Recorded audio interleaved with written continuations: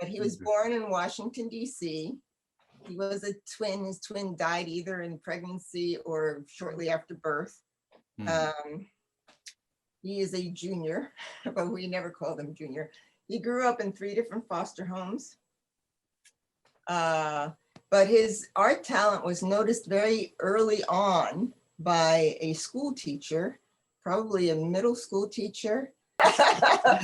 And also he won some kind of art competition that was in the newspapers, but I don't have access to that. There were 3 kids. He's the oldest, and he has a younger brother, David, and a younger sister, Jean. Yeah. But they were split up into different foster homes at first. The 2 boys together and my aunt separately. But in those days, unless both the mother and the father were alive, you could not have foster children. So I think it was in where my father and his brother were, one of the people died. So then the foster system evaluated everything, and they decided to put all 3 of them together in a different foster home, and it was a sharecropping family. It was not a very pleasant upbringing. They were treated as, free labor. They were only allowed to eat with the family on Sundays. They were, very disciplined. My uncle David ran away so many times they put him in reform school. And all of them had issues because of this upbringing. But and part of the reason why they were put in foster care is that my grandmother had them when she was very young. I think she had my dad when she was only 16. So then my aunt was the one who kind of kept people in touch with each other. And there was another sibling, Roger, I don't know if that is his real name or his nickname. He went by 2 different names.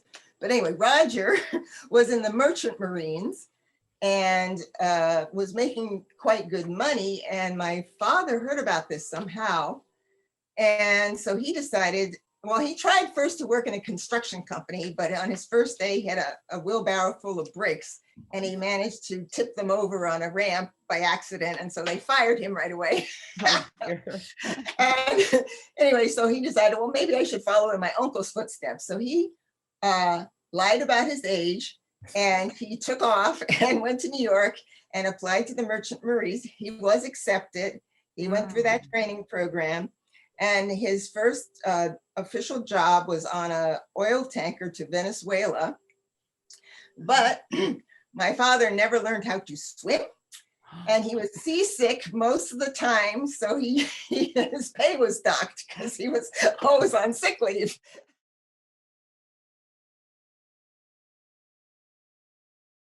Then World War II broke out, and I don't quite understand this, but my father thought, if I wait for the draft, I'll be put in the Navy because of my Merchant Marine background. And he didn't want to go into the Navy, partly because he couldn't swim. Right. But anyway, he decided to volunteer for the Marines. Oh, okay. The Marines. I was like, why would you go into the branch that goes out first, gets attacked first, secures places? Why would you do that? But anyway, he did. And he was deployed in the Pacific. Back in those days, of course, there was segregation in the military. And so even though he was in the Marines, which were, staking out new territory, as a Black Marine, he was doing the cooking, doing the sandbagging, setting up the tents. They were the support for the white Marines, basically. Yeah. And he said he didn't see any action much except for once. And there's some sketches that he made from that time period, actually, when he was deployed. And I remember that he was in Guam and the Ajura Atoll, and I think Saipan, but I have a map of where he was. He wanted to be a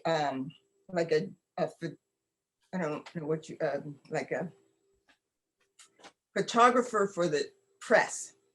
in the Marines, but they didn't let him do that. And he was trained as a anti-aircraft artilleryman, and he became a sharpshooter as well. Mm. So he did get, I'm not sure if it was enemy fire, friendly fire, working with the artillery guns or what, but he got shrapnel in his hand, in his right thumb. Oh. And I remember as a little girl feeling this like squared lump in the joint of his thumb, and like, what's that? And he says, oh, that's shrapnel.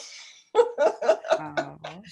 And they left it in because they were afraid that if they operated on it, he would lose the use of his thumb. And because it was his right hand, they just left it in.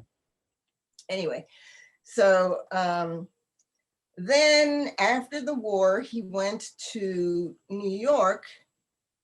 I think his brother was living there, and maybe his uncle was still working off of King's, I can't remember, Kings County, Long Island, from the Merchant Marines.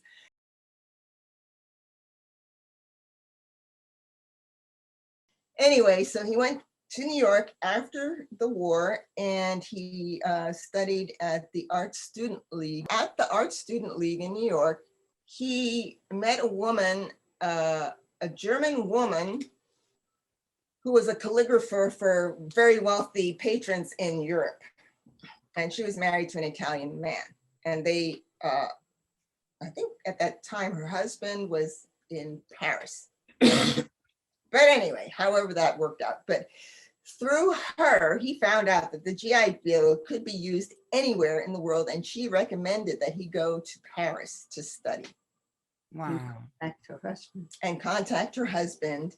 And I think she probably was the one, either she or her husband told him about the Académie Julienne in Paris.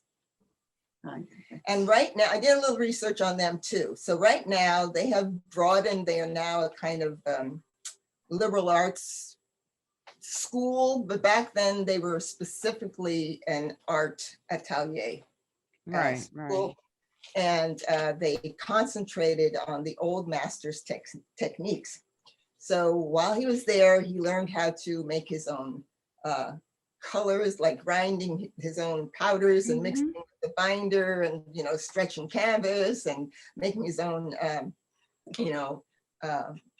oh, I can't think of the word. Gesso, coating, yeah, rabbit skin glue, all of that. Glue, yeah, all of that stuff. Yeah, so he learned that in Paris, and one of the things they learned a variety of different techniques, including egg tempera. So I kept one little painting for myself, which is kind of a pun. This is the painting. I don't know if you can see it, but it's a painting of eggshells done in egg tempera. And he probably mixed the pigments with that egg. That's amazing. That is absolutely fantastic. I love this little painting. It's such a good joke. I mean, it's a real, I mean, it's the essence of art, I mean, that's really wonderful. So anyway, that's that. And then he actually stayed beyond the GI Bill. In Paris. In Paris. Yeah, he loved it there. He loved it there. He didn't want to come back to America. And he basically spent an extra year in Paris selling his artwork on the sidewalks of Paris. Nice, yeah. And, who knows what happened to that, all of those paintings. Wouldn't it be wonderful if you could unearth a photograph of him doing that? Yeah, that would be amazing. But I have some photographs of him painting on other things and other locations, but definitely not that. But he actually met Art Buchwald in Paris, and he illustrated oh gosh, I can't remember what it's called, but anyways, Paris After Dark. Paris After Dark, and he drew these little cat illustrations to go along with that. And we had a copy, and then it got really damaged. But I did take some, not photographs, but I used to work at a book publishing company, and we had stat machines. So I took stats of some of the little illustrations of the little cat. And I think I have one here. actually. There's one that I just loved where this little cat is all like tangled up in spaghetti. Really? I can see it quickly. I don't know here. I got a couple of things here, but oh yeah, here's the cat, but it's not the spaghetti cat. But this is the cat taking, I don't know if you can focus Oh, on no, that. I can see it. Yes, yes. Yeah. It's wonderful. Taking Oh, it's so photographs. great. This is another diagram from his time in France. I mean, pen Wow. and ink. Great. But he did a lot of those in Paris, and he did a lot of them where he started out with pen and ink, and then he did like a watercolor wash over, areas of them. So he was really supporting himself through his art at that particular, or some, at least to some extent, yeah. I mean, he did have his connection with Madalena's husband, and I think Madalena eventually ended up back in Paris while he was still there. I'm not quite sure.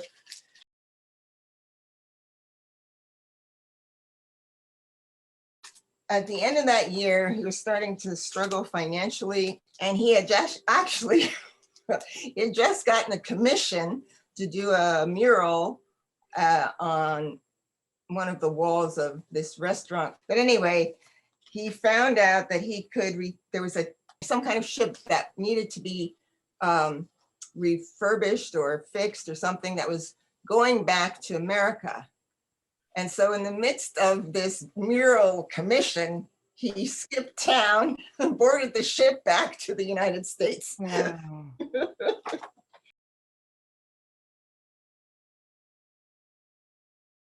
Probably did take off to New York because I think my uncle was living in New York. I got back in touch with Madalena, and I forget what her last name is, but anyway. And she told him to go to Madison, Wisconsin.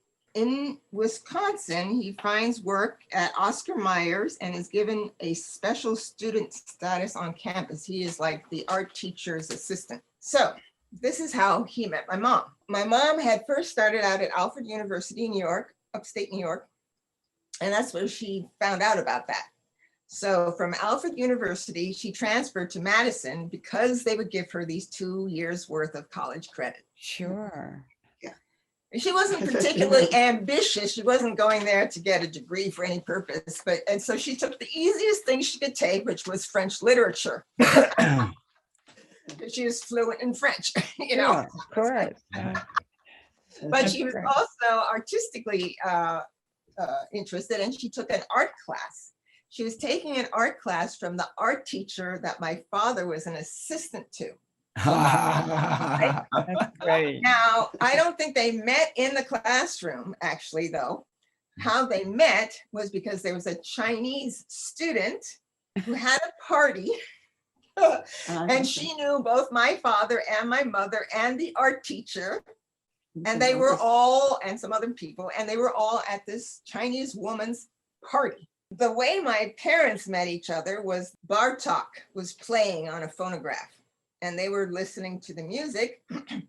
And my husband, yes, criticized the music or something, right? Yeah, my father thought there was horrible music, and my mother was like, oh, I think it's, really interesting, or it's good, or it's exciting, or whatever it was. She was, pro this Bartok, whatever it was. I don't know what the piece of music was, but she was impressed that my father had the nerve to criticize the hostess. Yeah, he made an impression on my mom. And they used to say, yeah, we met in an argument and we've been arguing ever since.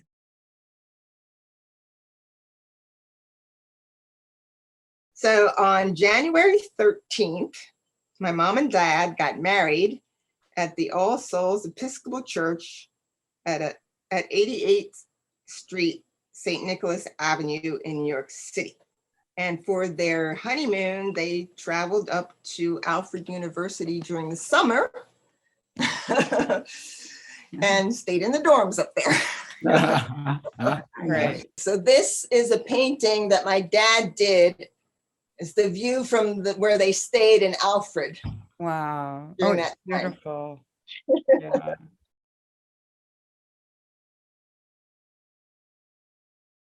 This Then in August, the couple moves to 310 West 107th Street. And at the end of September, my mother's aunt comes to the United States for a few months to help with the new baby me. Yes. Okay, and so my aunt, She was she Swiss.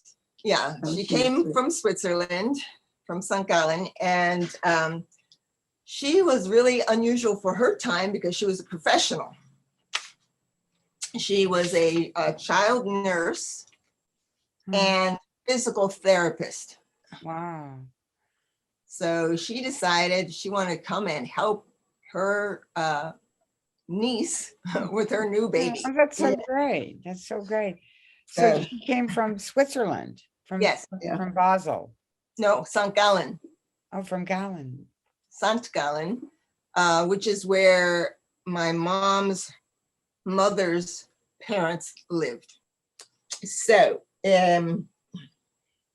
my aunt stayed in New York. So I was born October 2nd, and my aunt stayed in New York until December 28th.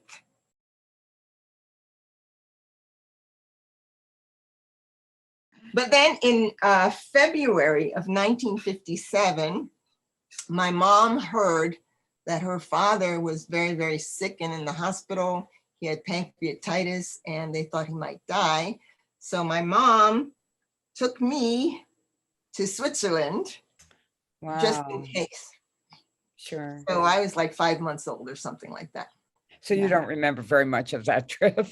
No, but there are lots of photographs because my father arrived in Paris and my mom met him at the harbor after dropping me off with that same aunt. Right, yeah.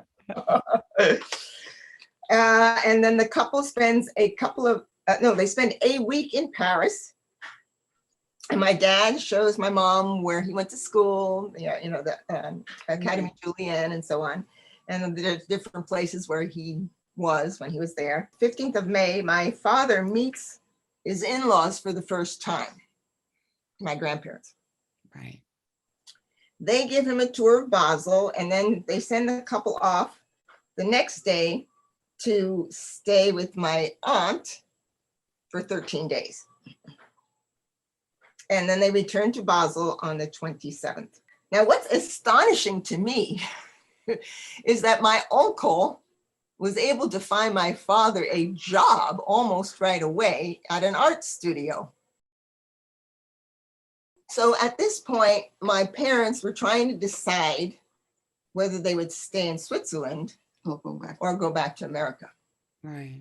So how long did they stay? They stayed for about a year. So from May until 1950, no, September. From May until September, it looks like. October. From May until October, my father lived and worked in Switzerland. Yeah, wow.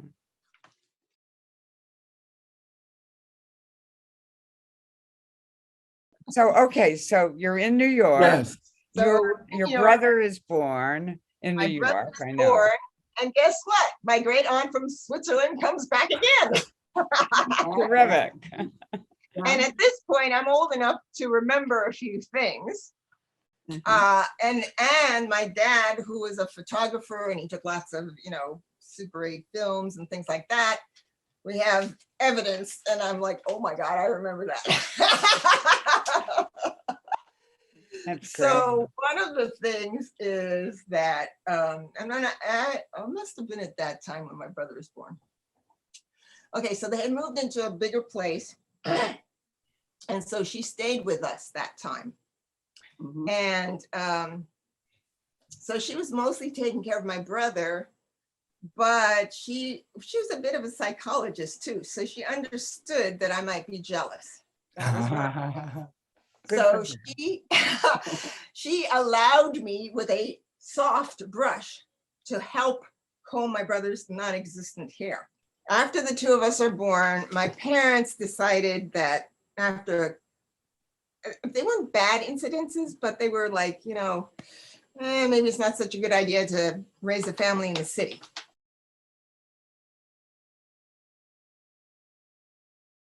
I guess they were already doing a little bit of research of, if we moved out of the city, where would we move to? And my father found this article in Ebony magazine that was focusing on communities that were interracially tolerant. And Princeton was on the list. And Princeton was close enough to New York that it made some sense that they could just, be very quickly someplace that was very nice and, be out in the countryside. And I think another one was in Connecticut, but I don't, but anyway, they ended up deciding on Princeton. There you are. You've moved to Princeton. Yeah. So your father had to look for a job in Princeton. Well, he was commuting to New York. Yeah, he took the dinky and then, switched over. That's right, yeah. And my mom would take us to the dinky. My mom is like so creative. We would watch the people coming in and out of the train, and she would make up stories about each one of them. Wow. This person is, he's a master of the universe. He's going off to his business in New York City to control the world. And this person, he's having an affair with the I mean, my mom would make up all these crazy stories. That's great. So your mother and father didn't know anybody in Princeton before that. It was just completely on the basis of the Ebony magazine article. Yes. Of course, there was still redlining that went on at that time. Yes. And we ended up at the very outskirts of Princeton. The line in the middle of the road divided Mercer County from Montgomery County, Princeton Township from Montgomery. And we were put in touch with the Foxes that I mentioned before, who were living in the house that my parents eventually bought, because they were buying another house off on Mount Lucas Road. So we bought the house from the Foxes. The Foxes bought that house on Mount Lucas Avenue. And the house that they had been living in that we bought was built by the Buggses. Oh, okay. And he was a black contractor. I don't know if he's actually an architect, but he built 3 houses all right there. There was the first house that he built. He probably built our house first because it's the smallest. Then right next to it is a two or 3-story house that they lived in. And then across the street in Montgomery, they built another ranch style house, which the Taylors lived in. And they were the garbage, the sanitation. I knew the Taylors quite well. The Taylors. They lived right across the street from us. Yeah. And Mark Taylor, their son, adoptive son, but anyway, their son, and my brother were like best friends, and they would always, he would always come over and we would play badminton together and we would have card games together and, so on and so forth. Now the Buggses, the husband died, and after Mr. Buggs died, then what was her name? Estelle? Gertrude. Anyway, that was Gertrude. Gertrude, afterwards, later on, married Rex. Rex Goreleigh. Right. And moved into the studio on the canal. And so we remained friends with all those people. We remained friends with the Foxes, the Buggses, the Taylors, and then Goreleighs. My father met Hughie Lee-Smith at a 4th of July party at Rex's at the studio on the canal. It was a barbecue. That's where he first met Hughie Lee-Smith. And they did not become good friends right away. My dad was more friends with Rex. And my dad ended up teaching at the studio at the canal. Right. As a commercial art. And I don't know if Hughie Lee-Smith taught there or not. I don't know. He did, yeah. Yes. Okay, so they would have met each other and known each other from teaching there and from, gatherings that Rex would hold, or that's how they knew each other. And then I'm not sure.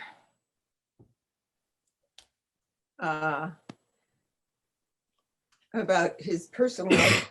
I mean, I know that when he was married to, oh gosh, I can't remember her name right now. But anyway, because it was like a black-white couple and they were a black-white couple, you know, they had lots in common.